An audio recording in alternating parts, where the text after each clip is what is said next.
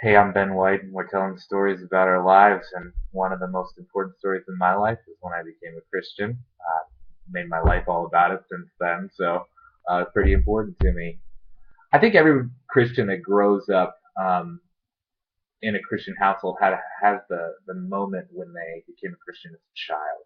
And I have a very vivid memory of sitting on the slide in my backyard in Southern California, the slide that goes into the pool. We have a pool in Southern California, and my mom is skimming the water kind of calmly. It's a beautiful morning, and she's skimming the leaves off the top of the water, and I'm sitting on the slide watching her. And yeah, I must have heard about it in church. I was in church every Sunday, and I said, "So, Mom, what does it mean to be a Christian?" And she said, "Well, you just ask Jesus into your heart, and He comes in." It was kind of that simplistic, and I was like, "Okay."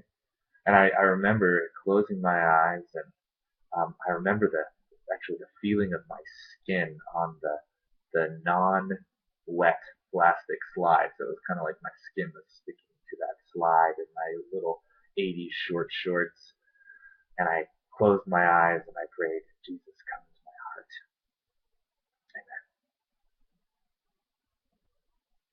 And I probably did that, I don't know, 25 times. And a lot of Christians that are kids growing up in the Christian church have that same experience. I've heard it from a bunch of different people. Um, and I guess I'm thankful for it because it kind of indicates the um, opportunity I had to see faith being expressed by my parents when I was a kid. So me becoming a Christian is kind of dealing with that because it's really neat to get that expression from your parents, that real faith in action. Um, but I had to make a decision for myself at some point. It had to become mine. And the way that it got into to me was that in high school I was doing, what most high school kids do, and um, kind of just living for the moment. If I lived in the 2010s, I'd be a yellow kid or something like that, and uh, wasn't really, interested in following Jesus. I was interested in saying the right things about Jesus, and I knew the right answers about Jesus, and that was about it. But I had this experience on this road trip that I took after high school where my friends that were not following Jesus or even didn't even, weren't even concerned at all about Jesus were just like kind of destroying themselves and destroying our road trip. And I knew that I was kind of like putting off actually following Jesus. I kind of knew that I would wanted to, but I wasn't really interested in doing it yet. But this experience with these guys, all over the country, learning what life looks like without much of a compass, I was like, no, I don't want that. So right after I got back from the road trip, I got baptized in the Atlantic Ocean and decided to follow Jesus. And it was a matter of conviction at that point. It was in my head.